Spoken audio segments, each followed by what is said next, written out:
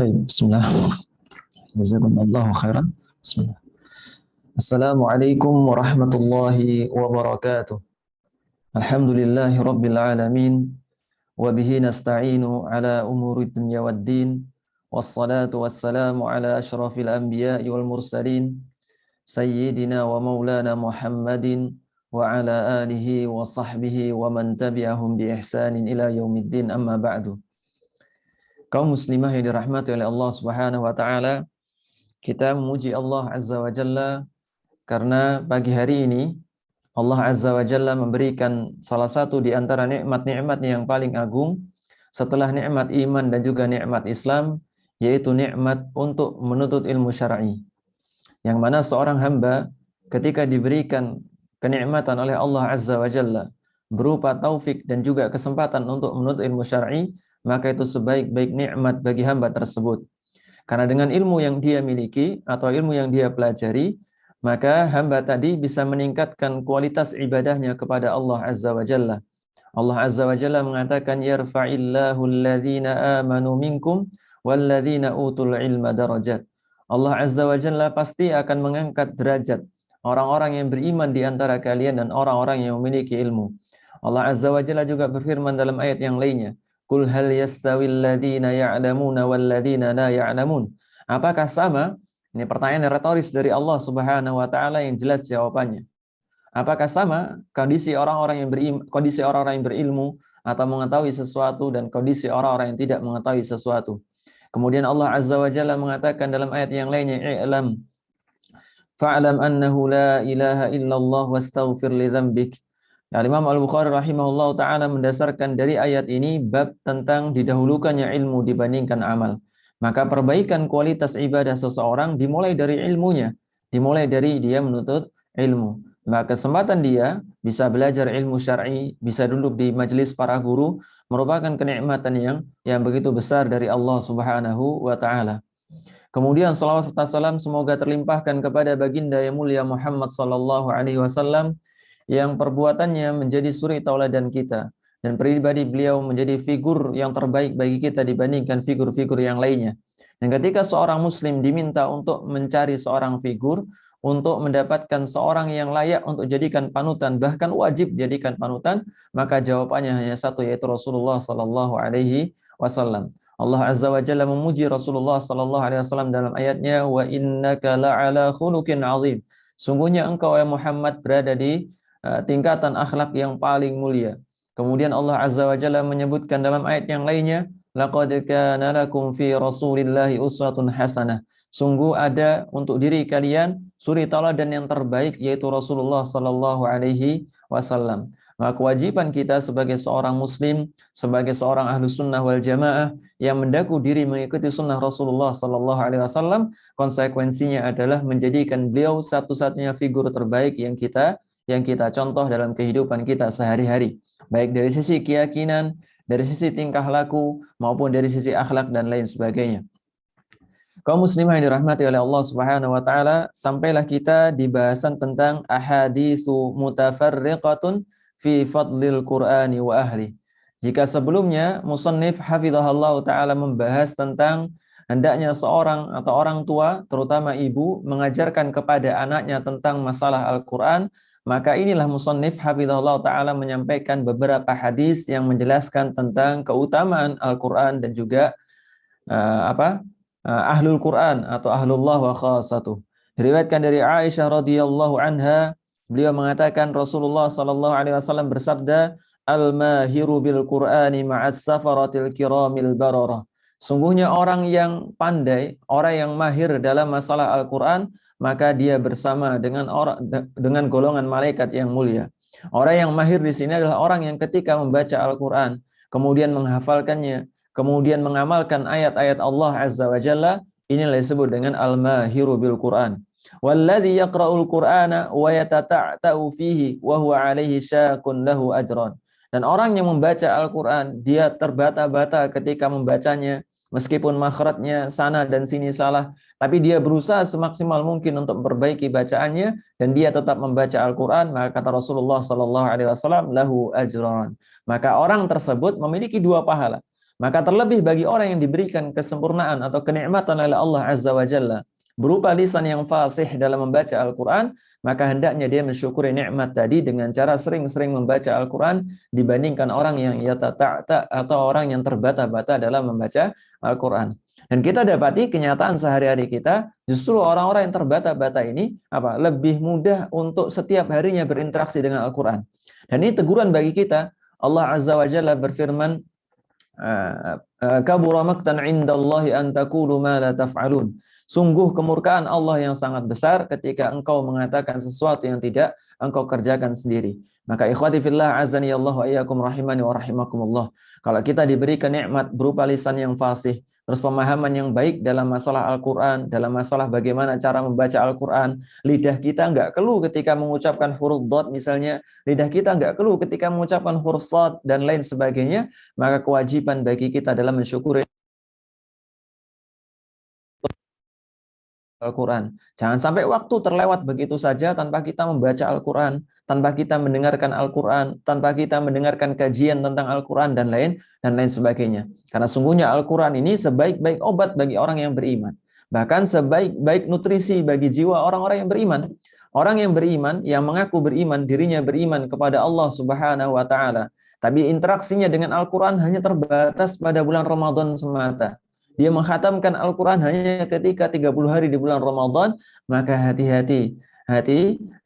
Kata Ibnu Rajab Al-Hambali rahimahullah ta'ala, sungguhnya zat yang kita sembah di bulan Ramadan dan zat yang kita sembah di luar bulan Ramadan adalah Allah Azza wa Jalla. Dan hanya Allah Azza wa Jalla. Maka bagaimana mungkin seorang beribadah ngotot di bulan Ramadan, tapi di bulan-bulan lainnya dia lalai kepada Allah Subhanahu wa ta'ala. Diriwayatkan hadis yang berikutnya dari Abu Musa Al-Asy'ari radhiyallahu anhu, beliau mengatakan Rasulullah sallallahu alaihi wasallam bersabda, "Matsalil utrujati rihuha thayyib wa ta'muha thayyib." Dalam hadis diriwayatkan dari Abu Musa Al-Asy'ari radhiyallahu anhu, Rasulullah sallallahu alaihi wasallam mengumpamakan kondisi 4 orang yang berbeda. Kondisi yang pertama, kata Rasulullah SAW, adalah orang yang mukmin, orang yang beriman kepada Allah, terus kemudian menampakkan jati diri keimanannya dengan cara menyibukkan diri dengan bacaan Al-Quran. Maka perumpamaan orang yang seperti ini seperti buah utrujah. Buah utrujah itu kalau kita lihat, kalau jenengan bisa lihat di Google, itu seperti apa? Seperti lemon, penampakannya seperti lemon. Bahkan disebutkan istilahnya itu laimun al-Yahud, lemon Yahudi atau laimun al-A'jam. Jadi lemonnya orang non-Arab. Dan rasanya ini memang manis. Katanya rasanya memang manis dan juga buahnya sangat wangi. Disebutkan oleh seorang ulama bahwa Rasulullah SAW mengumpamakan orang mukmin yang membaca Al-Quran ini sebagaimana buah utrujah, karena buah utrujah ini memiliki sifat-sifat yang tidak ada pada buah-buah yang lainnya, yaitu selain wangi, harum, atau yang kedua apa? Yang kedua rasanya sangat manis. Wa matsalul mu'minil ladzi la yaqra'ul Qur'ana matsalit tamrah. Adapun orang yang beriman, mengaku dirinya beriman kepada Allah, tapi tidak menampakkan sisi keimanannya dalam masalah Al-Quran ini, nggak tersibukkan dirinya dengan Al-Quran, bahkan mudah lalai, na'udzubillah min dzalik, dengan Al-Quran, dengan selain Al-Quran, merasakan nggak rasanya manis. Dan perumpamaan orang beriman,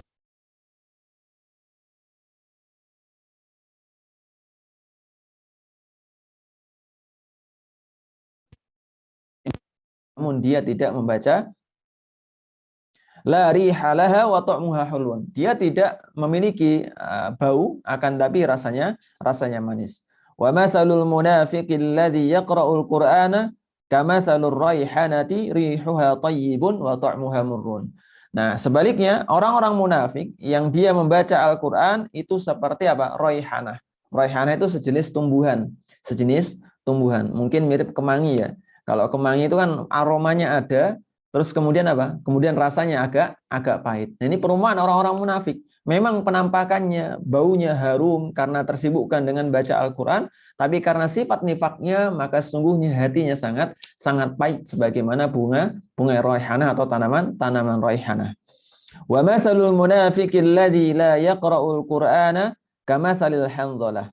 Adapun orang yang sudah munafik, kemudian yang kedua tidak membaca Al-Qur'an, sebagaimana buah handhalah, laisa laha rihun, enggak punya bau sama sekali, wa ta'muha murrun, dan rasanya pahit. Sudah enggak ada wanginya, terus kemudian apa yang kedua? Yang kedua rasanya pahit. Rawahu Syaikhan, diriwayatkan oleh Imam Al-Bukhari dan juga Imam Muslim. Dan kita koreksi diri kita masing-masing. Kita berada di fase yang mana? Apakah kita seperti buah utrujah yang baunya harum dan rasanya manis, ataukah kita seperti buah tamroh yang baunya tidak ada tapi rasanya manis, atau yang ketiga kita seperti apa? Seperti tumbuhan raihanah atau bunga raihanah yang mana memang baunya harum tapi tidak memiliki rasa, bahkan rasanya pahit. Terus kemudian apakah kita termasuk yang keempat? Na'udzubillah min dzalik, yaitu apa? Yaitu seperti buah handhalah yang tidak memiliki bau dan juga tidak memiliki rasa, atau bahkan rasanya pahit. Kemudian hadis yang ketiga yang diriwayatkan dari Umar bin Khattab radhiyallahu an, anna Nabiy sallallahu alaihi wasallam, bahwasanya Nabi sallallahu alaihi wasallam bersabda, innallaha yarfa'u bihadzal kitabi aqwaman wa yad'u bihi akharin, rawahu Muslim. Kalau jenengan melihat misalnya ketika dalam satu masjid, ada kalanya orang-orang itu ada yang disibukkan dengan baca Al-Qur'an, ada yang disibukkan dengan apa? Dengan main game di masjid, ada yang disibukkan dengan media sosial di masjid dan lain sebagainya. Allah Azza wa Jalla mengangkat derajat sebagian orang dengan Al-Qur'an dan menurunkan sebagian orang dengan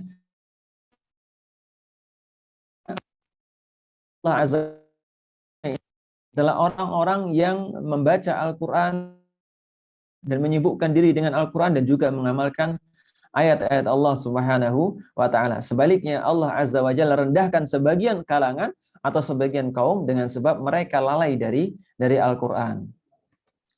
Kemudian diriwayatkan dari Abdullah bin Amr ibn As radhiyallahu anhuma, beliau mengatakan Rasulullah sallallahu alaihi wasallam bersabda, yuqalu li sahibil Qur'an. Kelak di hari kiamat akan dikatakan kepada orang yang senantiasa berinteraksi dengan Al-Qur'an, Iqra wartaqi, baca dan naiklah. Baca dan naiklah. Maksud naik di sini adalah naik derajatmu. Jadi silahkan naik tingkatan derajatmu, silahkan naik terus. Nah, baca dan naiklah. Warattil kama kunta turattilu fid dunya.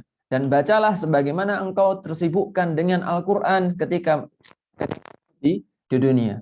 Fa inna manzilataka inda akhiri ayatin taqra'u biha. Karena sungguhnya keadaan akhir atau tingkatan terakhir dari dirimu, kata Allah Subhanahu wa taala, adalah di ayat terakhir yang engkau baca ketika di dunia.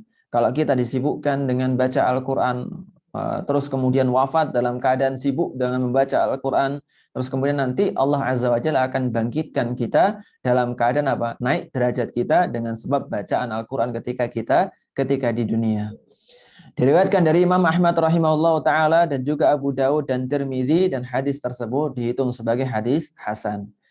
Hadis yang lainnya dari Abdullah bin Umar radhiyallahu anhuma, beliau mengatakan Rasulullah sallallahu alaihi wasallam bersabda, ini tentang larangan seorang bersikap iri kepada muslim yang lainnya.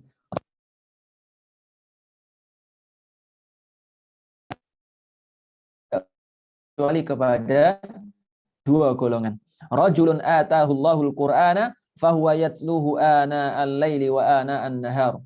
Seorang laki-laki atau seorang wanita yang diberikan karunia oleh Allah Azza wa Jalla pemahaman tentang Al-Qur'an, kemudian mereka membacanya siang dan malam harinya. Ini merupakan nikmat dan taufik dari Allah Subhanahu wa taala. Maka hendaknya sebagai seorang yang beriman ketika dikaruniai hal seperti ini apa?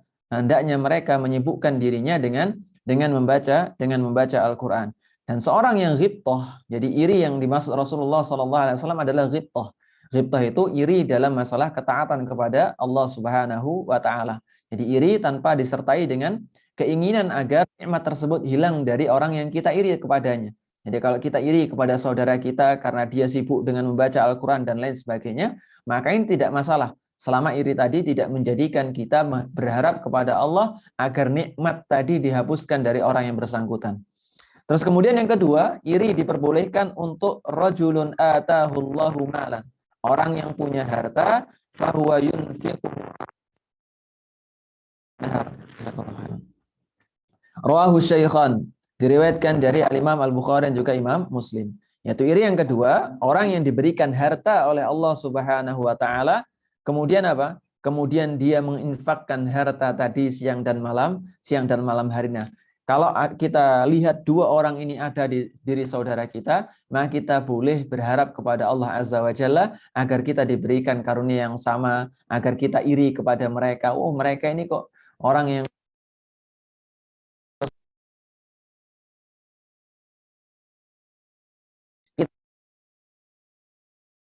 sama sebagai, sehingga kita juga sama-sama tersibukkan dengan Al-Quran. Atau kita melihat saudara kita punya harta banyak, dia ringan sekali bantu orang lain. Ini kita boleh iri kepada orang-orang jenis seperti ini. Nah, jangan sampai iri kepada yang nggak tepat. Ada orang pamer harta, kita iri. Ada orang pamer mobil baru, kita iri, dan lain sebagainya. Maka ini iri yang tidak pada tempatnya. Irilah pada hal-hal yang baik seperti ini. Nah, ada saudara kita yang tersibukkan dengan ketaatan kepada Allah Subhanahu wa taala, maka kita ghibthah kepada orang tersebut. Walladzi yuhfadzu la budda min ta'ahudi wa illa fasur'anu ma yatafallat. Apa yang sudah dihafalkan dari Al-Quran maka wajib untuk dijaga, wajib untuk diikat, wa illa fasur'anu ma yatafallat. Kalau tidak maka hal tersebut akan cepat sekali hilang atau cepat sekali menyingkir dari hafalan kita. Makanya Imam An-Nawawi rahimahullah taala dalam kitab At-Tibyan fi Adabi Hamalatil Quran, beliau mengutip atau mencantumkan sebuah pembahasan Azza wa Jalla, hafal atau bahkan 30 juz dari Al-Quran, kemudian dia melalaikannya. Bahkan beliau memasukkan orang-orang seperti ini termasuk di antara orang-orang yang mengabaikan Al-Quran. Kalau kita nggak mau disebut sebagai orang yang mengabaikan Al-Quran, maka mushaf yang ada di rumah kita jangan sampai berdebu. Gara-gara kita nggak pernah bacanya. Atau yang kedua, kita punya hafalan dulunya, 30 juz bahkan misalnya, kemudian kita melalaikannya. Maka tidak disebut seorang hafal Al-Quran, atau orang disebut berinteraksi penuh dengan Al-Quran, kecuali dia rutin senantiasa menjaga hafalan tadi atau menjaga bacaan Al-Quran. Jadi target kita membaca Al-Quran, hafalan Al-Quran, itu bukan target yang sebentar saja. Kita cuma target 1 tahun hafal Al-Quran misalnya. Terus berikutnya santai, disebut hafidh, disebut hafidhah. Enggak. Tapi apa? Target kita hafal Al-Quran itu dalam rangka supaya hidup kita ini senantiasa berinteraksi dengan Al-Quran. Maka kebahagiaan yang seperti apa lagi selain kebahagiaan yang dimiliki oleh orang-orang yang hafal Al-Quran, terus kemudian dia sembari berkendara dia membaca Al-Quran, sembari dia duduk membaca Al-Quran, sembari dia tengok-tengok di rumahnya dia membaca Al-Quran, sembari dia minum kopi, minum teh, dia baca Al-Quran. Kebahagiaan yang seperti apa yang jauh melebihi kebahagiaan orang-orang yang seperti ini. Maka kalau kita dikaruniai oleh Allah Azza wa Jalla hafalan yang kuat dengan Al-Quran, maka bersyukurlah atas nikmat Allah tadi. Betapa banyak orang-orang di luar sana, orang yang sudah lulus dari Mahat Tahfidz atau pondok pesantren hafalan Al-Quran, akan tapi tidak berbekas dari hafalannya kecuali sedikit saja. Sebabnya apa? Sebabnya boleh jadi banyak sekali. Yang pertama karena dia sengaja melalaikan Al-Quran, terus kemudian yang kedua dengan sebab apa? Dengan sebab dia mengabaikan dari memurojaah Al-Quran. Maka dua hal ini apa? Dua hal ini merupakan penyebab seorang lalai dari Al-Quran. Qala al-Imam al-Bukhari rahimahullah ta'ala, beliau mengutip sebuah hadis yang diriwayatkan oleh Imam Al-Bukhari rahimahullah ta'ala, haddatsana Muhammad bin al-Ala, diriwayatkan dari Muhammad ibn al-Ala, kemudian dari Abu Usamah, dari Buraid, dari Abi Burdah, dari Abi Musa al-Asy'ari radhiyallahu anhu, dari Nabi sallallahu alaihi wasallam, beliau bersabda, ta'ahadu hadzal Qur'ana fawalladhi nafsi biyadihi lahu wa ashaddu tafassiyan minal ibli fi uquliha. Ikatlah Al-Qur'an ini karena sungguhnya demi zat yang jiwaku berada di tangannya, lahu wa ashaddu tafassiyan. Sungguh hafalan akan Al-Quran ini lebih cepat hilangnya minal ibili fi uquliha, dibandingkan seekor unta di ikatannya. Jadi kalau unta tadi mudah sekali lepas dari pengawasan pemiliknya, maka ketahuilah hafalan Al-Quran ini juga sama. Maka menuntut seseorang yang sudah hafal Al-Quran, baik seluruhnya maupun sebagiannya, agar senantiasa mengulang-ulang dari hafalan Al-Qur'annya. Jangan sampai sudah hafal Al-Qur'an terus kemudian diabaikan, sengaja nggak murojaah atau bahkan tidak meluangkan waktu untuk murojaah, maka kita khawatir hal tersebut di antara tanda-tanda kita menghajar Al-Qur'an atau mengabaikan Al-Qur'an. Dan tentu saja kita nggak mau disebut sebagai orang-orang yang mengabaikan Al-Qur'an. Begitupun kita sebagai orang tua ataupun kita sebagai seorang anak atau ketika mendidik seorang anak. Baik. Terus kemudian poin yang ke-18 tadi sedikit menyinggung tentang pembahasan masalah Al-Qur'an dan keutamaannya. Maka yang ke-18 adalah melanjutkan bahasan tentang metode untuk mendidik anak. Beliau mengatakan la tatruki atfalaka yukhalitunal auladas sufaha. Jangan engkau meninggalkan anak-anakmu bersama orang-orang yang buruk pemahamannya juga buruk akhlaknya. Jadi kata-katanya kotor, terus kemudian pemahamannya buruk dalam masalah agama, maka jangan sampai kita meninggalkan anak-anak kita dengan anak-anak demikian. Karena betapa banyak di zaman ini anak-anak mudah sekali berkata-kata dengan kata-kata yang tidak pantas. Maka sebagai seorang orang tua hendaknya mengawasi tingkah laku anak demikian. Kalau sudah ada tanda-tanda kok bergaul dengan anak sekitarnya kok mulai rusak perkataannya, maka segera ditegur, segera diperbaiki, segera diingatkan bahwasanya perkataan tersebut kurang baik. Perkataan tersebut adalah perkataan yang kotor. Perkataan tersebut tidak seharusnya diucapkan oleh seorang anak muslim dan lain sebagainya. Fa'alahum al-qabihah wa yuhdamu ma'ullima. Nah, kalau sudah ngambil perkataan yang tanpa disaring tadi, semua perkataan dikiranya baik. Akhirnya ajaran-ajaran baik sebelumnya diajarkan orang tuanya apa? Ya rusak.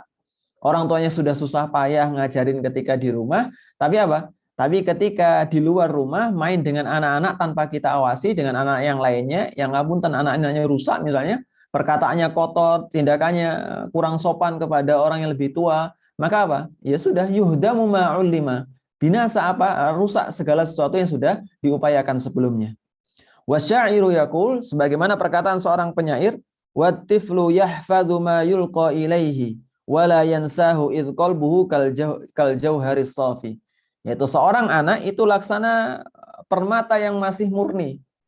Permata yang masih murni. Dan dia akan menghafalkan segala sesuatu, apapun perlakuan yang ditimpakan kepadanya, dan dia tidak akan pernah melupakannya. Jadi segala sesuatu yang kita pernah nyinggung tuh, bahwa saya anak itu sebenarnya apa? Nah, mungkin mereka nggak ngehafalin segala sesuatu, tapi mereka adalah peniru yang ulung. Apa yang dia lihat dari sekitarnya, terutama kedua orang tuanya yang setiap harinya berinteraksi dengannya, maka itulah yang akan dia tanamkan ke dalam hatinya. Dan hati-hati kalau misalnya kita memiliki andil untuk menanamkan keburukan bagi anak kita. Kita ini sebagai orang tua harusnya memiliki andil dalam menanamkan kebaikan bagi anak kita. Jangan sampai kita turut memiliki andil dalam rangka apa? Dalam rangka menanamkan keburukan bagi jiwa anak-anak kita. Fankush ala qalbihi ma syi'ta min khabarin fasawfa ya'ti bihi min hifzihi wafi. Silakan tanamkan apapun, ukir apapun dalam hafalannya, dalam hatinya, dan kelak kamu akan melihat bahwasanya mereka mampu menghadirkannya dengan baik sekali. Maka kalau kita mengajarkan kepada anak kita kalimat-kalimat thayyibah, zikir-zikir yang baik, terus kemudian tentang apa? Tentang kalimat-kalimat yang baik, yang sopan dan lain sebagainya, ya nanti kita akan manen. Oh, ternyata anak ini mampu memahami dengan baik, bahkan mampu mengulang kembali apa yang diajarkan orang tuanya. Bahkan ada anak-anak yang seolah-olah nggak ngawai ketika diajarkan sesuatu. Tapi apa? Tapi ketika esok harinya dia bisa mengulang dengan baik, bahkan mempraktikannya secara langsung sebagaimana dia melihat atau mendengar dari kedua orang tuanya. Fatiflu baluhu farighun. Kenapa demikian? Ya karena seorang anak tadi pikirannya masih kosong, masih santai. Qabilun likulli syai'in, dia akan menerima segala sesuatu. Nah, segala sesuatu tadi kita sebagai orang tua ngatur, ini baik atau buruk. Karena anak itu posisinya mereka bisa menerima segala sesuatu, tapi mereka belum bisa memilah mana yang baik dan mana yang buruk. Kalau orang dewasa seperti kita saja kadangkala kebobolan dalam hal menerima hal yang baik dan yang hal buruk, apalagi anak-anak yang belum memiliki standar yang tepat, apakah hal ini baik atau hal ini buruk. Wa kama yuqal al-ilmu fis sighari kan naqshi fil hajari. Sebagaimana sebuah ibarah atau sebuah ungkapan bahwasanya menuntut ilmu ketika waktu kecil itu seolah-olah atau seperti kanakshi fil hajari, seperti apa? Seperti mengukir di bebatuan. Itu poin yang ke-18. Jadi tanamkan sebaik-baiknya dengan apa? Dengan hal-hal yang baik. Kemudian poin yang ke-19, la tatruki atfalaka kharijal baiti indal masa. Jangan sampai biarkan anak-anak kita di luar rumah ketika waktu sore datang. Fa inna syayatina tantashiru hina idzin. Karena dalam sebuah riwayat disebutkan Rasulullah Shallallahu alaihi wasallam menyebutkan bahwasanya syaitan itu ketika mulai waktu sore menjelang, itu syaitan menyebar ke seluruh penjuru. Wa rubbama yahsulu dararun ala waladika minhum. Dan boleh jadi dengan menyebar luasnya syaitan tadi bisa menimbulkan bahaya bagi anak-anak kita. Kemudian Al-Imam Al-Bukhari rahimahullah ta'ala meriwayatkan sebuah hadis yang diriwayatkan dari Ishaq, dari Ruh. Kemudian diriwayatkan dari Ibnu Jurayj. Beliau mengatakan, telah mengabarkan kepadaku Atha, bahwasanya dia mendengar dari Jabir bin Abdullah radhiyallahu anhuma. Beliau mengatakan Rasulullah sallallahu alaihi wasallam bersabda, "Idza kana junhul laili aw amsaytum fakuffu sibyanakum." Kalau sudah menjelang waktu malam, waktu maghrib, matahari terbenam, maka fakuffu sibyanakum, maka tahanlah anak-anak kalian, jangan sampai keluar rumah. Fa inna syayatina tantashiru hina idzin, karena syaitan tersebar luas di muka bumi pada masa itu. Fa idza dhahabat sa'atun minal lail fakhalluhum wa aghliqul abwab. Kalau sudah mulai malam, mulai pekat malamnya, maka apa? Maka tahanlah mereka di dalam rumah dan tutuplah pintu-pintu kalian, wazkurusmallah, dan ingatlah atau zikirlah kepada Allah. Fa inna syaitana la yaftahu baban mughlaqan. Syaitan itu tidak akan membuka pintu yang sudah tertutup. Yaitu dengan catatan ini kita sibukkan dengan zikir kepada Allah. Kalau pintu kita tutup, terus kemudian apa? Di dalamnya terdapat kerusakan-kerusakan, kemaksiatan-kemaksiatan, kita biarkan anak kita berinteraksi dengan hal-hal yang buruk misalnya, maka apa? Maka itu sama saja. Ini sama saja. Kita sama halnya dengan ngerangkeng setan di dalam rumah. Nauzubillah min dzalik. Yang ke-20, yutraku tiflu ahyanan liyuraffiha ala nafsi fa innahu idza muni'a minal la'bi da'iman rubbama yabtulu zaka'uhu wa yahsulu lahu samatun wa malal. Jadi hendaknya kadangkala atau terkadang kita meninggalkan anak kita supaya mereka bisa melatih dirinya sendiri. Maksudnya meninggalkan ini tidak melulu sedikit-sedikit megang sesuatu kita jangan megang ini. Terus mereka berlari ke sana kita jangan berlari.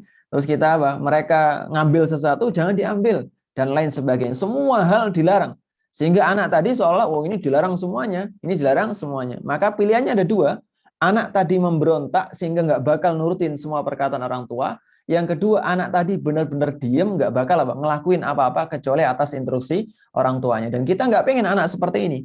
Bahkan dikatakan musannif hafizahullah ta'ala, kalau seorang atau orang tua tadi menahan seluruh perbuatan anaknya, maka apa? Boleh jadi akan menyebabkan zakauhu, kecerdasannya tadi tertahan. Jadi jangan sampai demikian, Bahkan dikatakan kalau di ilmu apa? Di ilmu apa namanya?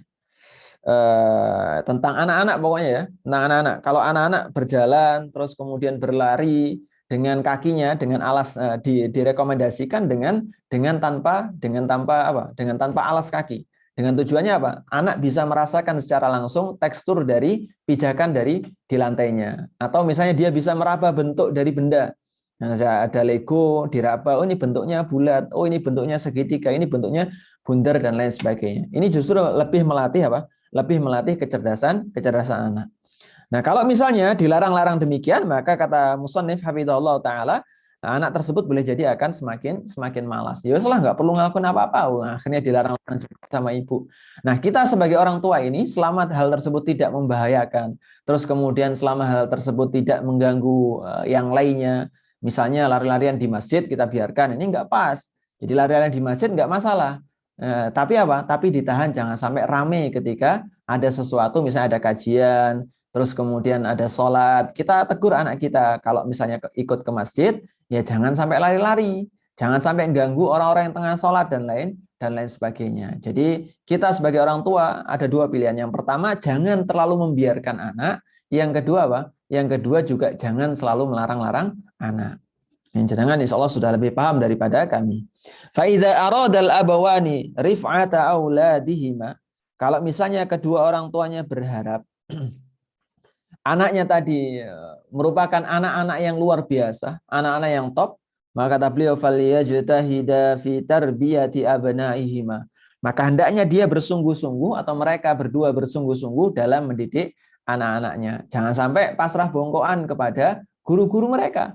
Ya wes lah, anak saya sudah di TK misalnya, sudah di Raudhatul Atfal, kemudian wes apa kata ustadznya, apa kata ustadzahnya. Enggak demikian.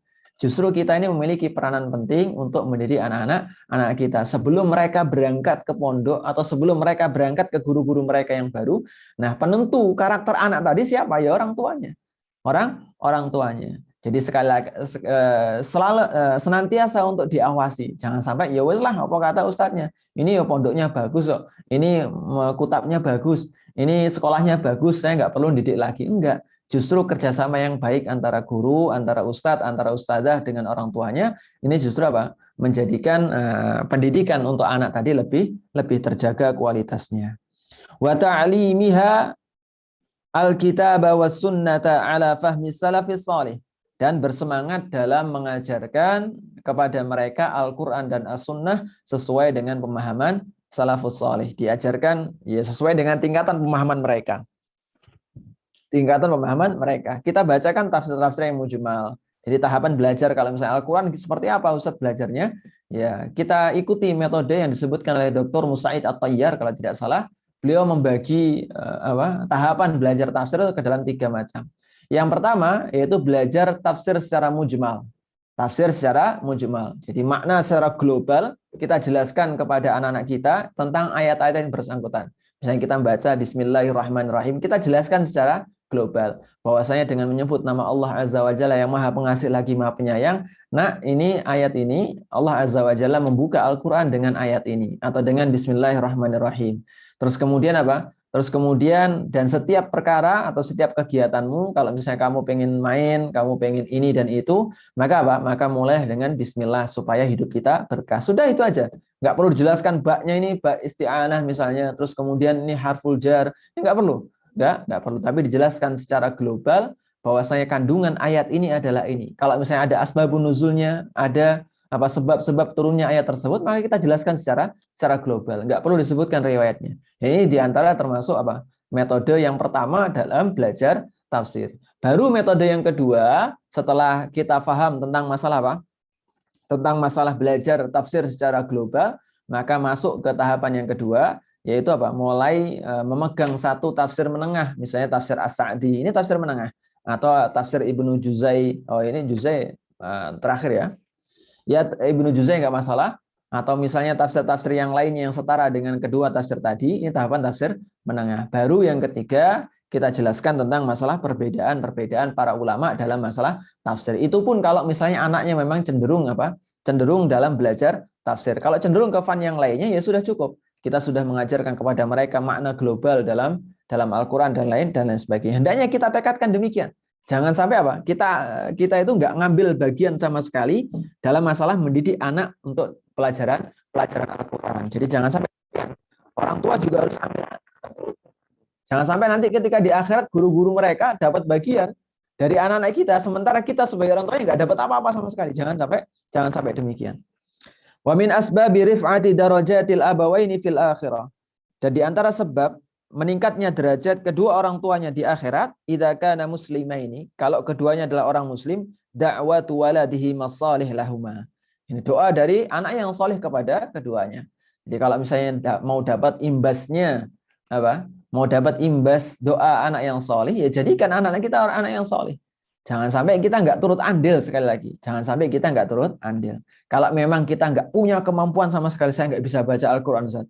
Saya sudah belajar baca Al-Quran tapi nggak bisa. Saya hanya bisa baca Latinnya saja dari Al-Quran. Maka nggak apa-apa. cari uang atau cari guru sebaik mungkin, terus kemudian datangkan ke rumahnya. Kita ikut belajar bareng anak-anak kita. Kita kondisikan anak kita supaya duduk di hadapan guru. Ini juga termasuk apa? Turut andil dalam mendidik anak kalau kondisi kita memang benar-benar tidak ada kemampuan untuk mengajarkan ilmu kepada mereka. Kalau ada kemampuan walaupun hanya huruf alif ba tak 3 huruf saja, maka itu sudah terhitung apa? Terhitung sebagai pahala jariah yang bakal apa? Yang bakal berpengaruh bagi kondisi kita nanti di akhirat. Kama sabata fi Sahih Muslim, sebagaimana terdapat dalam kitab Sahih Muslim dari hadis Abu Hurairah radhiyallahu anhu, bahwasanya Nabi sallallahu alaihi wasallam bersabda, "Idza matal insanu inqata'a 'amaluhu illa min tsalas." Kalau seorang anak manusia meninggal dunia, maka terputuslah amalannya kecuali 3 hal. Mengalir pahalanya. Ilmu yang dimanfaatkan. Ilmu yang dimanfaatkan. Wa waladun salihun yad'ulah, dan anak yang saleh senantiasa mendoakan.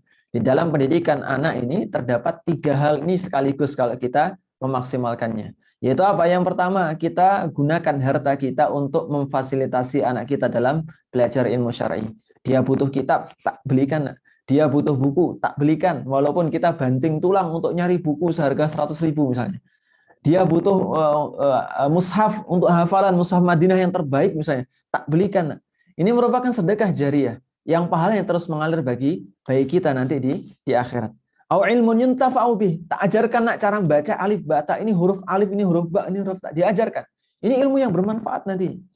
Terus kemudian yang ketiga, setelah anak tadi diproses sedemikian rupa menjadi anak yang solih, kemudian apa? Imbasnya adalah dia mendoakan ampunan kepada Allah untuk kita.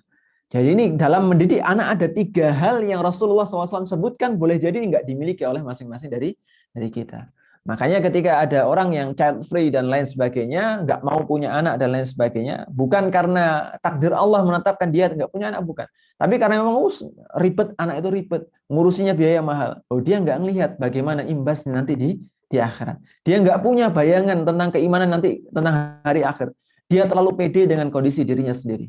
Makanya apa? Makanya kita harus punya cadangan sebanyak mungkin untuk apa? Untuk menyelamatkan kita dari siksa Allah Subhanahu wa taala. Dengan cara apa? Ya banyak ragamnya.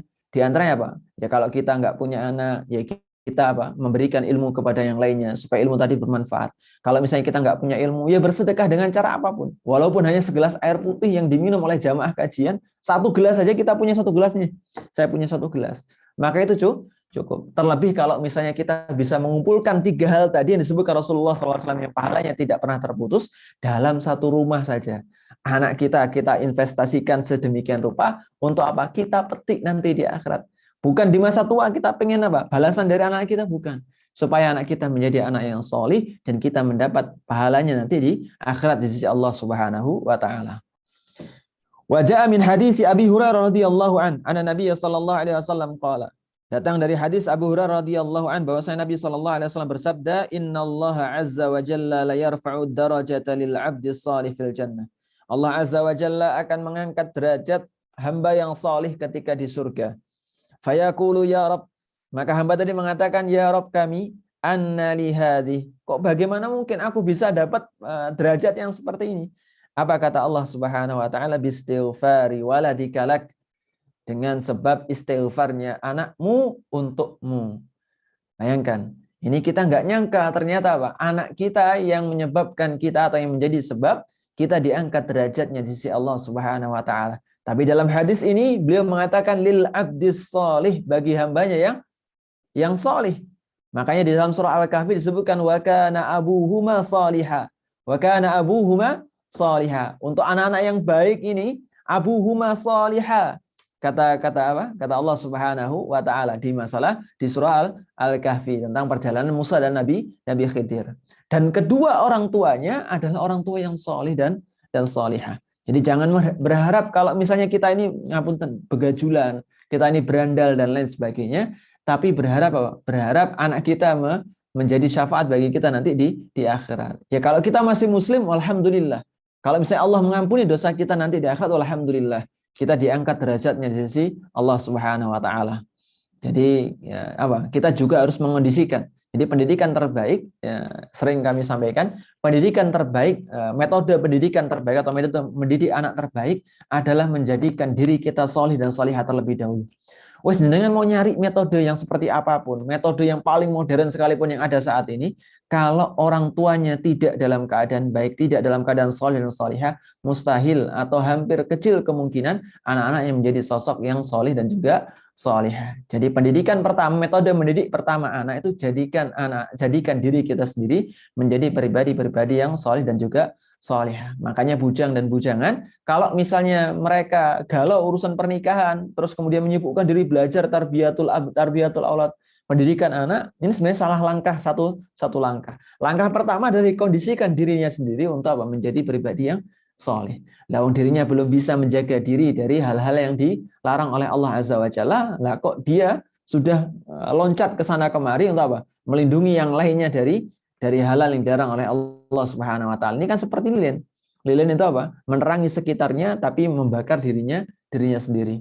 Jadi metode mendidik anak yang paling mujarab yang pertama kali adalah setelah memohon ridho Allah setelah mohon pertolongan dari Allah Azza wa Jalla adalah mengondisikan diri kita menjadi pribadi yang soleh dan solihah. Kalau pribadi ibu dan bapaknya sudah soleh dan solihah, maka anak tadi ngelihat bapaknya sering sholat, ya, jenengan mau merintahkan anaknya di umur kesekian sholat, sudah sering lihat sejak kecil.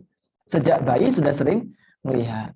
Makanya, Allah, saya nasihatkan kepada diri kami pribadi, dan juga kepada teman-teman semuanya, ya, didik diri sendiri dulu lebih baik dibandingkan sebelumnya. Demikian kurang lebihnya, kita lanjutkan pelajaran atau poin yang ke-20 ini di Sabtu yang akan datang. Semoga Allah Azza wa Jalla memberikan manfaat dan taufiknya kepada kita. Jika ada pertanyaan yang berkaitan, monggo dipersilakan. Wassalamualaikum. Jazakumullah khairan untuk ilmunya Ustadz yang disampaikan. Insya Allah akan bermanfaat bagi kami, khususnya kami pribadi. Baik, kita memasuki sesi tanya jawab. Bagi yang ingin bertanya, boleh melalui kolom chat yang akan dibacakan oleh rekan kami Mbak Hera. Kepada Mbak Hera, tafadhol. Naam, Mbak Ita, jazakillahu khairan. Qadarullah sampai saat ini belum ada di kolom chat, belum ada pertanyaan Ustadz. Ditunggu dulu Muta ya.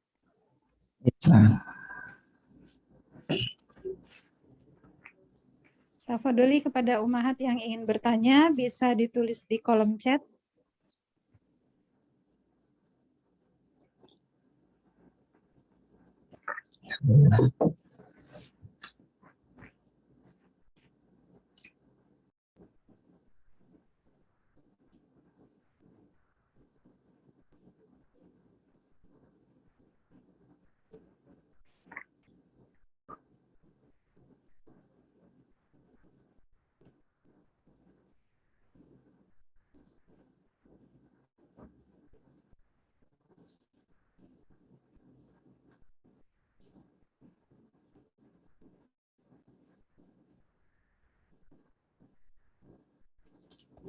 Nah, Ustadz, Ana bacakan ada satu pertanyaan.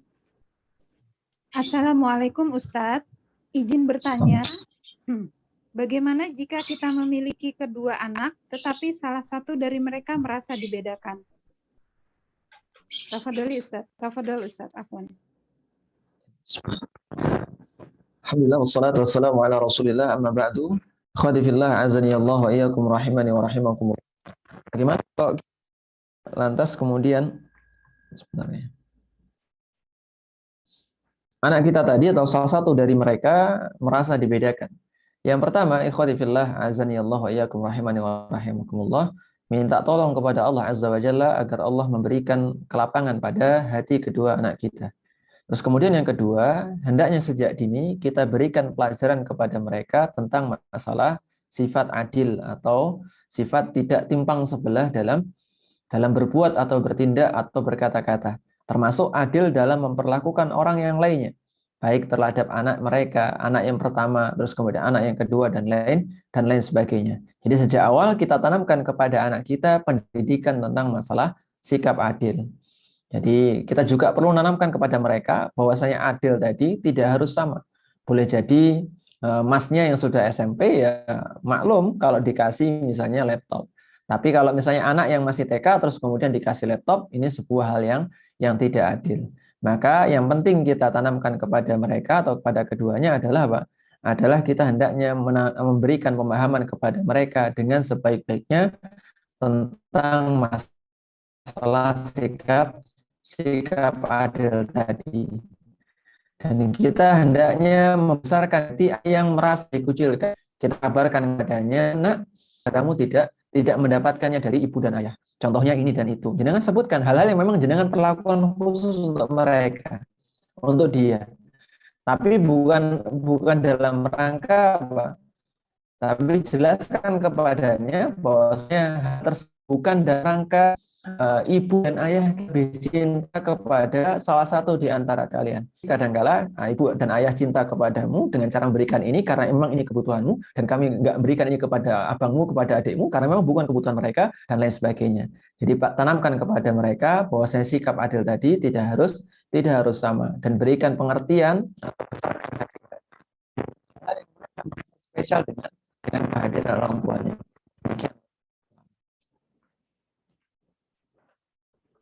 Baik Ustadz, jazakallahu khairan. Pertanyaan berikutnya, Assalamualaikum warahmatullahi wabarakatuh. Semoga Allah Azza wa Jalla melindungi dan merahmati Ustadz Muhammad Nur Fakih, guru-guru Ustadz, keluarga Ustadz, serta keluarga besar MT Khadijah. Amin ya Rabbal Alamin. Afwan Ustadz ingin menyampaikan 3 pertanyaan. Yang pertama, untuk adik kakak, sebaiknya sekolah dalam satu sekolah sunnah yang sama atau berbeda Ustadz, karena keduanya ada plus minusnya. Sebagai contohnya adalah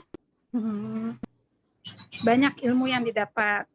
Kemudian yang pertanyaan kedua, bagaimana menjaga Ananda jika mendapati teman yang terkadang berperilaku kurang sopan saat menuntut ilmu? Setiap Ananda cerita terkait aktivitas di sekolah, kami selalu mengingatkan untuk tidak terpengaruh dan menjaga adab dalam menuntut ilmu. Namun terkadang kami khawatir mempengaruhi Ananda. Kemudian yang ketiga Ustadz, bagaimana cara menjaga hafalan Al-Quran dan hadis Ananda, di mana waktu sekolah dan belajar lainnya cukup banyak atau padat, dan jika terkadang kami kasihan jika ada waktu bermain sehingga waktu untuk merojaah dirasa kurang. Mohon nasihatnya Ustaz. Jazakumullahu khairan wa barakallahu. Tafadhol Ustaz. Fikum barakallah. Jazakumullahu khairan. Bismillah. Alhamdulillah wassalatu wassalamu ala Rasulillah, amma ba'du. Pertanyaan yang pertama yaitu tentang apakah seorang anak atau jika kita memiliki beberapa anak harus kita sekolahkan di sekolah sunnah yang sama. Terlebih kalau jenengan tadi mengatakan ada plus minusnya. Di antara plusnya adalah sekolah tadi memberikan ilmu atau pengetahuan yang sangat banyak bagi anak-anaknya dan mereka senang atau tenang dengan hal tersebut. Maka kita katakan kalau hal yang berkaitan dengan teknis seperti ini, maka orang tua masing-masing anak lebih tahu dibandingkan yang lain. Kenapa? Karena ini tidak ada kaitannya apakah baik atau enggaknya. Jadi jenengan bebas untuk memasukkan keduanya atau dua saudara kandung tadi ke dalam satu sekolah atau satu lembaga pendidikan. Terlebih dari sikap plusnya atau plus dari hal ini adalah banyak sekali. Yang pertama, kalau sebagai abangnya dia mampu menjaga adiknya, jadi menumbuhkan jiwa kedewasaan bagi abangnya. Terus kemudian bagi adiknya juga merasa terlindungi karena ada sosok abangnya ketika di sekolah atau sosok kakaknya ketika di sekolah. Makanya di antara nilai plusnya. Nilai plus yang kedua bagi orang tua tentu saja ketika berkunjung ke salah satu di antara keduanya itu sama halnya dengan berkunjung kepada keduanya secara langsung. Makanya di antara poin plusnya sehingga tidak ada masing-masing dari anak yang merasa kok saya dikunjungi, kok saya nggak dikunjungi sementara si adik kok dikunjungi. Jadi nggak sampai timbul perasaan demikian. Terlebih kalau misalnya ibu tadi merasa bahwasanya sekolah ini memberikan banyak manfaat bagi anak-anaknya, maka tidak ada masalah untuk memasukkan keduanya ke dalam sekolah yang sama. Namun jika ada mudarat yang dia rasa lebih lebih menonjol atau dia merasa mudarat kalau misalnya digabung dalam satu lembaga pendidikan, terlebih misalnya saudara kembar sering berantem misalnya. Kalau digabungkan ini nggak mungkin bisa konsentrasi masing-masing di antara keduanya. Maka kita pisah sekolahnya. nggak berjauhan atau mungkin berjauhan tapi dengan kualitas yang sama. Karena supaya apa? Supaya atau dengan memperhatikan potensi dari masing-masing keduanya. Maka ini pertimbangan dari masing-masing kedua orang tua. Namun apakah masalah menggabungkan keduanya? Jawabannya tidak ada masalah. Yang kedua, tentang masalah adab. Dan ini kami juga kemarin ketika ngobrol dengan seseorang juga beliau mengeluhkan kondisi sebagian pondok pesantren yang di antara santri-santrinya itu tidak memperhatikan masalah adab. Bahkan dikabarkan bahwasanya santrinya ini sering mengucapkan kata-kata yang kotor misalnya, atau sering menggunakan ibarah-ibarah, kata-kata yang tidak selayaknya diucapkan oleh anak-anak yang masih umur belia, umur SMP misalnya. Maka apa?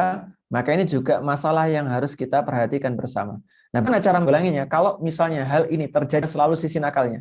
Jadi setiap pondok pasti ada satu orang pencilan yang kalau orang pondok tadi baik, ada satu pencilan yang susahnya, Masya Allah, ketika ngatur anak ini. Dan ini lumrah di semua pondok pesantren seperti itu. Nah, kalau kondisinya minimal, alias hal tersebut terjadi jarang sekali atau sedikit sekali dalam pondok tersebut, maka kita tetap mempertahankan anak kita di pondok tersebut. Dengan catatan, kita senantiasa ngawasin anak kita. Dengan cara apa? Dengan cara macam-macam. Kita pesan yang pertama, kalau kita nggak boleh ngubungin anak setiap hari oleh musyrifnya, ya kita pesan ke musyrifnya. Musyrif, ini kondisi pondok diceritakan oleh anak saya, bahwasanya ada di antara temannya yang berkata-kata kotor. Mohon diperhatikan. Ini yang pertama, diawasi. Yang kedua, kalau kita mungkinkan untuk interaksi dengan anak setiap harinya, telepon setiap harinya. Kabarkan kepadanya, tanyakan tadi main dengan siapa saja. Kalau kita dengar dari anak kita cerita main dengan si fulan yang terkenal nakal, adabnya kurang baik, maka tegur, nak, kamu boleh berteman dengan siapa saja, tapi perhatikan kalau misalnya ada teman-temanmu yang adabnya kurang bagus, adabnya kurang baik, dan lain sebagainya, mohon ditinggalkan. Atau misalnya jangan niru perilaku tersebut. Atau yang ketiga, kita bisa saling bekerja sama antar wali murid. Jadi kalau antar wali murid dalam satu sekolah yang sama, terus kemudian kita dapati putra dari wali murid yang lain tadi kok luar biasa adabnya dan anaknya, kadang-kadang kita ketemu ngajak anak kita supaya mereka saling berkenalan, supaya akrab nanti di pondok gabungnya dengan anak jenengan saja, nggak harus dengan anak yang lainnya. Makanya juga kiat dalam rangka menjaga anak kita dari pergaulan yang kurang tepat. Akan tapi kalau kasus yang kedua, kalau pondoknya memang lumrah, jangan sampai ya, pondoknya memang lumrah, adab-adab anaknya tidak terjaga, maka alangkah baiknya tidak melanjutkan pendidikan anak tersebut di pondok tersebut. Karena apa? Karena kita mengerami sesuatu, kalau ayam tadi, ayam mengerami telur, maka yang keluar adalah ayam. Yang keluar adalah ayam. Nggak mungkin ketika mengerami telur ayam, terus kemudian keluar bebek, nggak mungkin. Nggak mungkin pula ketika bebek mengerami telurnya, yang keluar adalah anak ayam, nggak mungkin. Jadi selalu mengeluarkan sesuatu yang memang hakikatnya, seperti air teko akan senantiasa mengeluarkan isinya. Nah, jadi kalau misalnya sudah digodok di sana dalam kondisi yang kurang baik, ya sudah, nanti keluarnya jangan sampai menyalahkan siapa-siapa kecuali diri kita. Lah jenengan bisa sabar dengan dengan perlakuan buruk demikian, lah kok kita tetap mempertahankan anak kita di tempat yang kurang buruk. Kalau memang itu lumrah terjadi di pondok tersebut, sudah entaskan saja. Mending kita sekolahkan di tempat yang sederhana, tapi adabnya terjaga. Dan banyak sekali sekolah-sekolah sunnah yang demikian, yang sederhana, tapi adabnya terjaga, adab-adab anaknya terjaga. Lebih baik demikian daripada sekolah yang terkenal, sekolah yang fenomenal, yang mahalnya luar biasa misalnya. Akan tapi adab dari masing-masing murid-muridnya tidak terjaga dengan baik. Terus kemudian yang ketiga, bagaimana cara menjaga hafalan anak kita, terlebih anak kita ini ya anak-anak pada umumnya, kadang mereka menerima banyak sekali pelajaran, terus kemudian ada waktu bermain dan lain sebagainya. Yang pertama, Bapak dirahmati Allah Subhanahu wa taala, perlu diingat ketika kita menginginkan anak kita hafal dan juga hafal hadis, target kita bukan bilangan atau kuantitas. Target kita bukan kuantitas. Nah, ini perlu sebenarnya ditekankan kepada pondok pesantren ya. Jadi target kita bukan kuantitas. Kalau menargetkan anak-anak kita berinteraksi dengan Al-Quran, senantiasa berinteraksi dengan Al-Quran dan hadis. Tapi kalau misalnya kita nerima, ya sudah, nggak apa-apa. Anak juga nerima, siap Bu, misalnya. Saya di pondok yang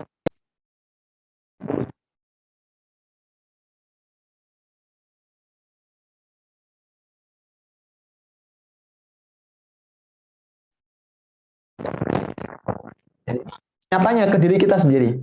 Diri kita ini kalau misalnya tidak kita kondisikan, yang kita sudah dewasa seperti ini, tidak kita kondisikan, jam sekian harus hafal Al-Quran, jam sekian harus membaca hadis, jam sekian harus menghafalkan hadis, mengulang-ulang murojaah dan lain sebagainya, maka apa? Ini akan lepas kendali. Ya wes lah, gampang. Besok aja, besok aja. Kenapa? Karena nggak ada batasan waktu yang jelas.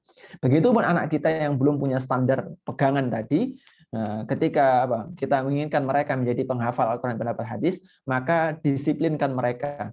Nah, kamu boleh main jam sekian, jam sekian, tapi dengan syarat paginya murojaah dulu. Paginya murojaah dulu. Wes toh, anak-anak itu hafalannya insya Allah lebih kuat dibandingkan kita yang sudah. Mereka memang ketika jam 7 sampai jam 9 mereka main ke sana kemari dengan anak, dengan putra-putra yang lainnya. Kalau kita disiplinkan setiap jam 5 sampai jam 7 harus murojaah atau menambah 2 ayat dari Al-Quran, maka apa? Maka kita dapati esok harinya hafalan yang tetap sebagaimana hafalan yang sebelumnya.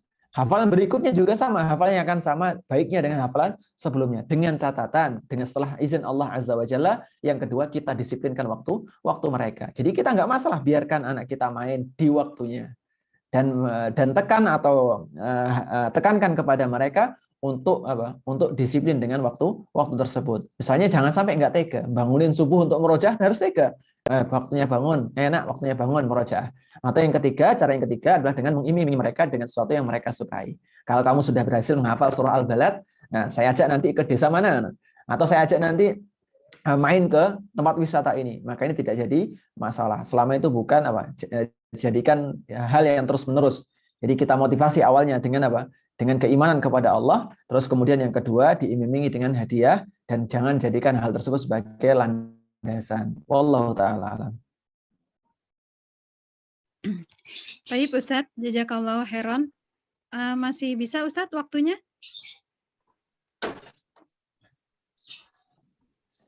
Silakan. Nah, Bismillah, afwan izin bertanya Ustadz. Bolehkah ada hukum 8 tahun apabila melakukan kesalahan seperti berbohong? Alasan berbohongnya katanya bohong demi kebaikan. Contoh seperti apa hukumannya ya Ustadz? Apakah boleh? Syukron.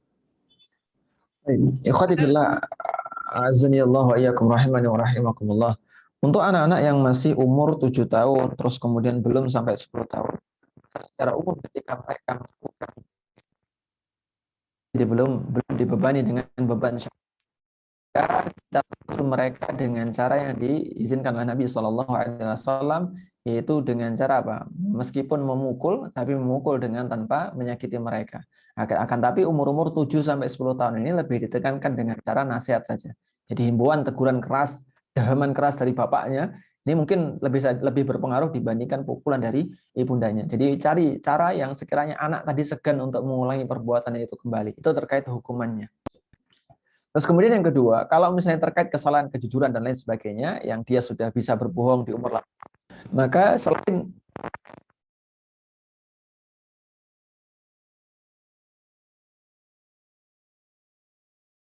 mau berbohong dengan sesuatu kepada ayah dan ibu, sebabnya adalah karena ayah dan ibunya marah ketika dia jujur. Dia habis menumpahkan sesuatu di dapur, dan ngaku kepada ayah ibunya. Apa yang dilakukan ayah ibunya? Ngamuk-ngamuk, nggak karuan. Terus kemudian dia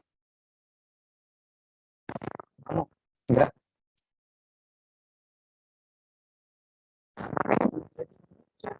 tersebut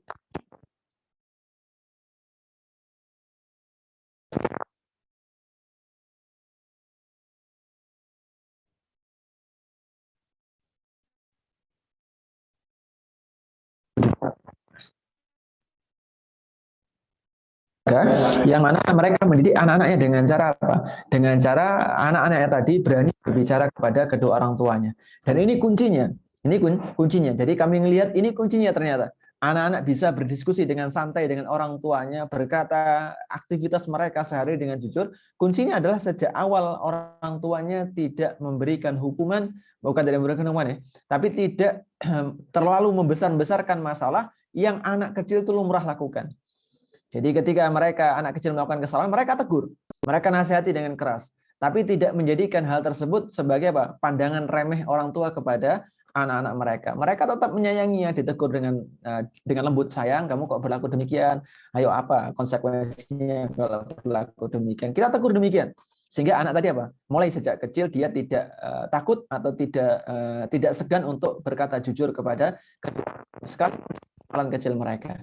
Sekalipun dengan kesalahan kecil mereka. Jadi usahakanlah kita menjadi orang tua yang sejak kecil memang bareng-bareng diskusi dengan anak, memecahkan masalah atau problem anaknya. Kalau bisa, kalau kita punya masalah nih di keluarga misalnya, masalah yang memang anak bisa mencernanya dengan baik, masalah yang di umur-umur 7-10 tahun atau 5 sampai sekian tahun mereka mampu untuk memahami masalah tersebut, ya kita ajak mereka diskusi. Supaya apa? Supaya tidak ada gap yang terlalu berlebihan antara kita dengan anak-anak kita. Yang kedua, yang ketiga, kalau tadi memang kita sebagai orang tua sudah berupaya demikian, jujur, perhatikan sekitar mereka. Jangan demikian rupa untuk jujur, ternyata ada paman-pamannya, ke rumah pamannya, dicek dari rumah bibinya dan sekitar anak ini, selain orang yang sering berinteraksi dengan anak kita. Nah, kalau misalnya kita sudah tahu penyebabnya, nah, tepis penyebab tadi. Tepis dan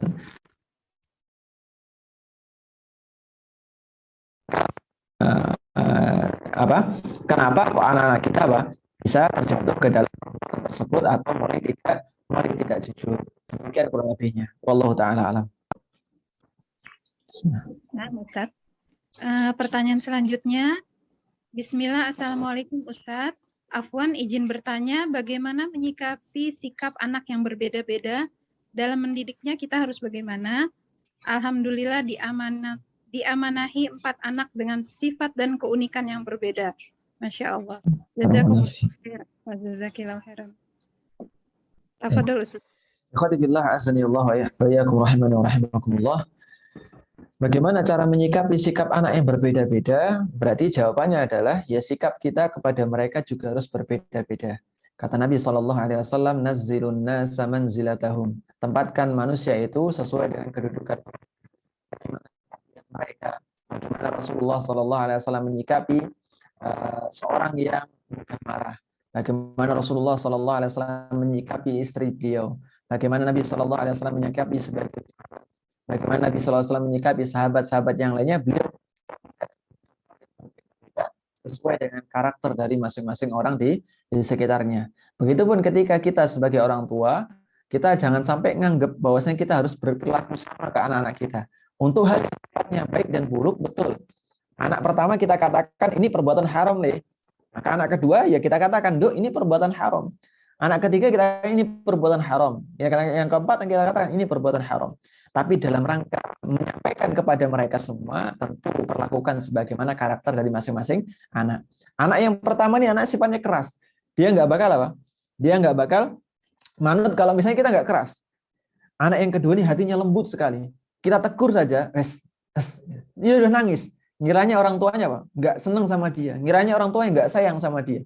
Ini karakter masing-masing anak. Maka kita sesuaikan kadar nasihat kita. Konten nasihat kita sama. Ini haram, Le. Ini haram, Duk. Ini haram, Le. Ini haram, Duk. Keempat anak semuanya sama, kita sampaikan ini haram. Tapi cara menyampaikannya berbeda-beda. Jadi kalau bagaimana cara merespon keempat anak yang memiliki karakter yang berbeda-beda ini, semoga Allah memberkahi keluarga ini dan keluarga kaum muslimin, ya perlakukan mereka dengan perlakuan yang berbeda. Jangan sampai Jangan sampai kita samakan semuanya, karena yang keras ya udah kita kerasin semuanya nasihatnya. Ya anak-anak yang hatinya lembut patah hatinya. Begitupun kalau misalnya Rasulullah SAW perhatikan ketika menasihatkan bagaimana memperlakukan wanita atau memperlakukan seorang istri, maka Rasulullah SAW menasihatkan agar kita tidak mengerasinya. Kalau dikerasin, seorang istri dikerasin maka dia akan patah. Kenapa? Karena khuliqat min dila'. Jadi wanita diciptakan dari tulang rusuk yang paling atas, yang paling bengkok. Nah, kalau dikerasin akan patah. Begitupun seorang anak yang hatinya kadung lembut, ditegesin sedikit saja nangis dia. Ngerasa nggak disayang oleh orang tuanya. Makanya kita kondisikan sikap kita juga sesuai dengan karakteristik dari masing-masing anak. Demikian Allah taala.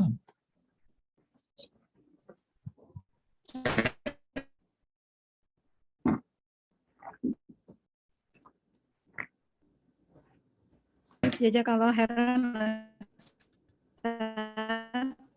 Tidak boleh pada anak, dengan kata lain, tapi kita juga harus tegas pada hal-hal tertentu. Bagaimana ya Ustaz? Sebaiknya, tafadhol Ustaz. Ya, sebentar ya.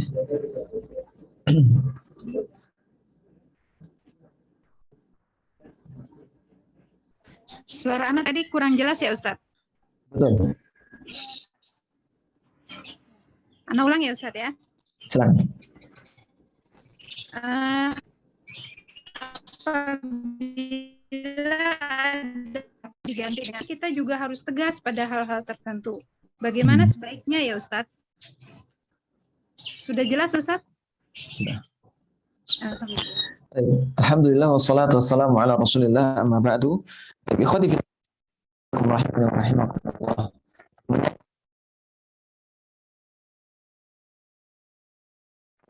Berkonsekuensi bahwasanya kita harus selalu bersikap lembut kepada mereka dan bagi kita untuk bersikap secara tegas. Dan tegas ini konotasinya kita tegas itu kan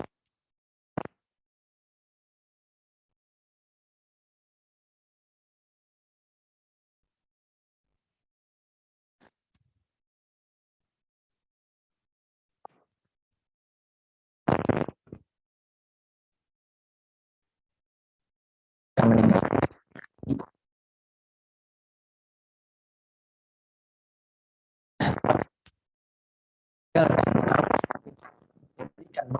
Dan berubah perintah Allah, ya kita tegaskan. Nah, kamu ini kalau misalnya melanggar apa yang Allah Azza wa Jalla perintahkan, maka apa? Maka konsekuensinya demikian. Kalau dari Allah Azza wa Jalla konsekuensinya kamu berdosa. Kita tegaskan nggak ada masalah. Tapi sekali lagi tegas tadi konotasinya adalah tidak kasar. Bukan berarti seorang yang tegas harus kasar, mukul, terus kemudian pendidikan yang baik. Perhatikan Rasulullah SAW ketika didik sejak awal anaknya yaitu cucunya yaitu Hasan dan Husain, maka beliau seringkali membawa Hasan dan Husain memimpin sholat jamaah, ditaruh di pundaknya, digendong dan lain sebagainya. Ini bentuk menunjukkan apa? Menunjukkan kasih sayang Rasulullah SAW kepada cucu-cucunya. Begitupun dalam kesempatan yang lainnya, ketika Rasulullah SAW mencium Hasan dan Husain atau cucu-cucunya, maka Umar bin Khattab radhiyallahu anhu heran, kok bisa ini Rasulullah kok mencium cucu-cucunya? Maka apa kata Rasulullah SAW? Kami lupa hadisnya. Tapi ala kulli hal, hadis ini berisi anjuran bahwasanya seorang yang mencintai anak-anak tadi atau anak-anak tadi tidak akan memiliki rasa sayang kepada orang-orang yang tidak mencintai mereka. Dan kalau kita tunjukkan rasa cinta kita kepada anak-anak kita, terus kemudian di satu waktu kita tegas kepada mereka dengan tegas yang tidak menyakiti hati mereka, maka hal tersebut lebih berbekas bagi mereka dibandingkan kita setiap hari kasar tegas kepada mereka, tapi mereka nggak memiliki, mereka merasa kita ini nggak memiliki sayang kepada mereka. Jadi kita tunjukkan sejak awal kita sayang kepada mereka dengan bentuk yang beraneka ragam. Kadangkala kita tegasin kepada mereka, kadangkala kita sayang, kadangkala kita puji mereka, kadangkala kita tegur kalau mereka berbuat salah. Ini menunjukkan rasa sayang kita kepada mereka. Demikian kalau misalnya sudah dibiasakan demikian, maka insya Allah Taala anak juga sudah mudah menerima hal-hal dari orang tua. Wallahu taala alam. Baik Ustaz, satu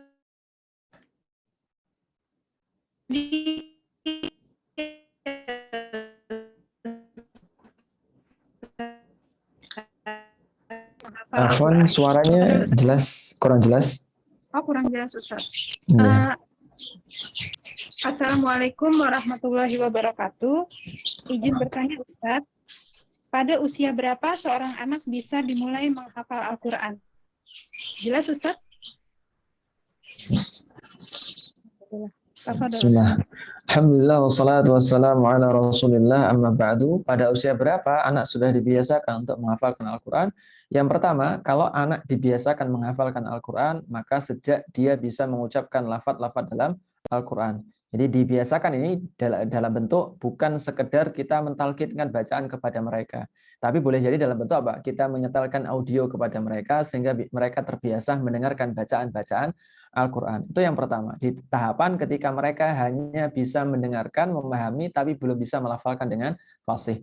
Yang kedua, kalau mereka sudah bisa belajar membaca Al-Quran, sudah tahu huruf-hurufnya dan lain sebagainya, maka sejak di umur itu kita berusaha untuk menanamkan hafalan kepada mereka dengan cara yang beraneka ragam. Tapi pendidikan yang terbaik dalam masalah Al-Quran itu menurut kami sejauh ini, wallahu ta'ala alam, kepada anak-anak itu dengan cara mentalkinkan bacaan per bacaan. Jadi ketika kita mengajarkan kepada mereka untuk hafalan Qul huwallahu ahad, ajarkan dengan cara melafal Bismillahirrahmanirrahim. Kalau anaknya kurang fasih misalnya, panjang pendeknya salah, benarkan sampai benar. Dan kami melihat satu keluarga, beliau ini masya Allah ngoreksi bacaan anaknya luar biasa. Jadi beliau nggak apa, istilahnya kalau orang zaman sekarang FOMO ya. Jadi takut kehilangan momen tertentu karena ngelihat yang lainnya sudah, anaknya 6 tahun umur hafal Al-Quran, 4 tahun hafal Al-Quran, 7 tahun hafal Al-Quran, dia anaknya ngebut nih 4 tahun harus sudah mulai hafalan, terus kemudian 5 tahun, 6 tahun, 7 tahun selesai. Maksimal 7 tahun enggak demikian. Tapi usahakan menghafalkan atau mentalkinkan bacaan kepadanya dengan talqin yang benar. Kita hafatkan satu persatu ayat dalam Al-Quran, kita benarkan bacaan mereka kalau salah. Sehingga apa yang melekat di dalam kepala mereka itu lebih bermanfaat dibandingkan sekedar apa? Qul huwallahu ahad, terus kemudian ahad biasa tanpa qalqalah, kita biarkan saja. Kita harus benarkan. Kalau misalnya dia tanpa qalqalah, ya kita benarkan qul huwallahu ahad. Nah, atau yang lainnya, ayat-ayat yang lainnya. Bukan qul huwallahu ahad, Allahus samad. Ya udah kita biarkan. Maka kalau seperti ini, besarnya dia hafal Quran, akan tapi apa? Hafalannya tadi tidak berisi dari sisi masalah tajwidnya. Jadi pendidikan anak yang terbaik dimulai dari ketika dia bisa melafalkan Al-Quran dengan baik, terus kemudian apa? Kita talkinkan masing-masing ayat kepada mereka, atau kita setelkan audio murattal yang baik. Terus kemudian kalau kita ngelihat ada yang salah, ulangi, nak, ini nggak pas kayaknya, nggak pas sesuai dengan audionya. Nah, ini contohnya syekh yang bagus untuk anak-anak itu Syekh Khalid Al-Minsyawi. Syekh Khalid Al-Minsyawi. Jadi ada bacaan beliau, kemudian diikuti oleh anak-anak setelahnya. Dan ini baik sekali. Jadi beliau membaca, terus kemudian ada bacaan anak-anak setelahnya. Anak-anak insya Allah senang. Syekh Khalid Al-Minsyawi. Terus kemudian apa? Terus kemudian yang ketiga, kalau kita mampu ya datangkan guru Quran. Datangkan guru Quran kepada anak kita. Di usia yang ketika mereka sudah bisa melafalkan Al-Quran dengan baik. Dengan catatan kita talqin ayat per ayat. Jangan biarkan mereka menghafalkan seluruh Al-Quran, tapi dengan menghapus tajwid yang acak-acakan. Betapa banyak orang-orang yang sudah hafal Al-Quran atau anak-anak yang hafal Al-Quran, tapi tajwidnya masih berantakan. Bukan karena mereka nggak mampu, tapi karena orang tuanya membiarkan mereka terjatuh ke dalam kesalahan. Dan membenarkan tajwid yang kadung salah, nah, hafalan dengan tajwid yang kadung salah ini lebih susah dibandingkan apa? Menghafalkan mereka dengan hafalan yang baru. Wallahu ta'ala alam. Alhamdulillah Ustadz, pertanyaannya sudah selesai dibacakan semua. Syukron jazakallah khairan Ustadz. Assalamualaikum warahmatullahi wabarakatuh.